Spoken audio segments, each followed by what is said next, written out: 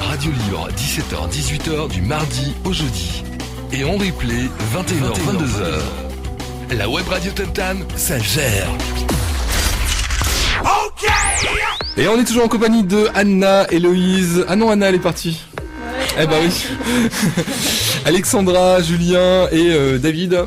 Et Héloïse. Et on a décidé de vous parler un petit peu, voilà, toi qui es justement un peu tic et tac. Tic et tac, donc. Tic et tac à toi tout seul. Geek, on va dire, de la mini. Non, mais c'est important. Non, mais je rigole. Non, c'est ça, pour rigoler. Tu t'occupes effectivement de l'image. L'image de la mini entreprise sur Internet. Sur le web. Ouais, voilà, tout à fait. Exactement.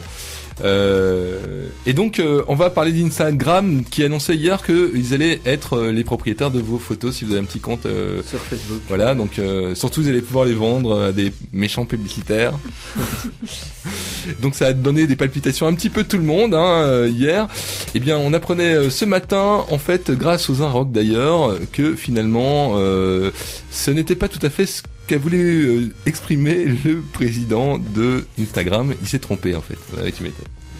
Non, il va pas vendre les photos finalement, donc tout va bien. Mais il les a quand même en fait, ou bien ça je sais pas, j'ai pas vu trop l'actualité, mais est-ce qu'il les a? C'est quand même leur propriété. Enfin ils ont. Ça reste votre propriété, notre propriété. Okay, donc voilà, en gros, simplement, il voulait plutôt vendre les photos il voulait optimiser les photos de justement des boîtes commerciales. C'était plutôt ça l'idée et qui s'était assez mal exprimé. Enfin, à mon avis, ils ont fait machine arrière, quoi. Pour être franc. Voilà, mais c'est vrai que ça avait fait flipper un peu tout le monde. Puis on s'était dit aussi, oulala, de plus en plus, la toile, ça devient n'importe quoi, non? C'était pas le sentiment partagé. Notamment, je sais bien que Facebook cible déjà les publicités par rapport à votre pratique de Facebook. Et donc voilà. Et, Google aussi. Hein. Et Google aussi.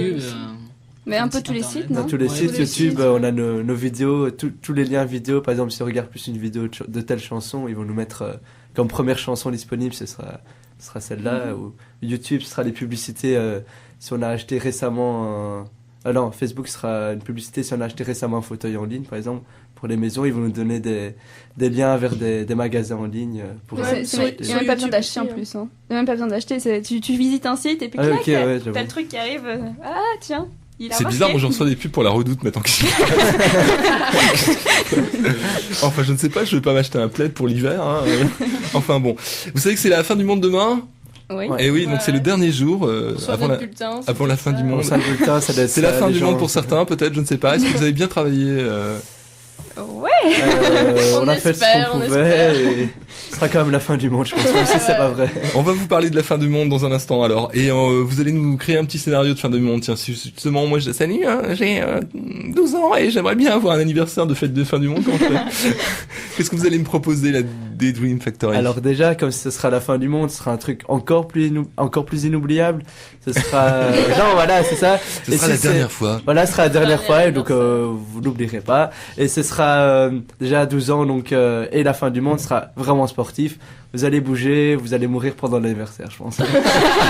Pas pour la fin du monde. Ok, bah très bien, on parle de fin du monde dans un instant.